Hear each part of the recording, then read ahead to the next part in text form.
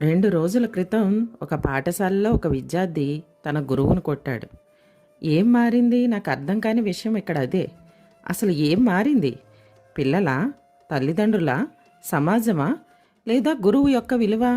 ఒకప్పుడు గురువును నిరాశపరచడానికి కూడా భయపడేవారు.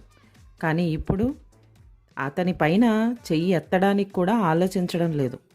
మన సంస్కృతిలో గురువు దేవుని తర్వాత స్థానం అంటారు. గురువు లేకపోతే ఒక డాక్టర్ ఉండరు, ఇంజనీర్ ఉండరు, నాయకుడు ఉండరు. కోపం అనేది సహజం, అభిప్రాయ భేదం అది కూడా సహజమే. కానీ హింస అది బలం కాదు, ఒక ఎమోషనల్ వీక్నెస్ అంతే. విద్యార్థి గురువును అవమానించే రోజు విద్య తన ఆత్మను కోల్పోతుంది అంటారు.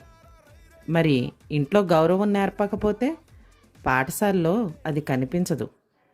మన టీనేజ్ పిల్లలకు భయం కాదు, ఎమోషనల్ మార్గదర్శకం కావాలి.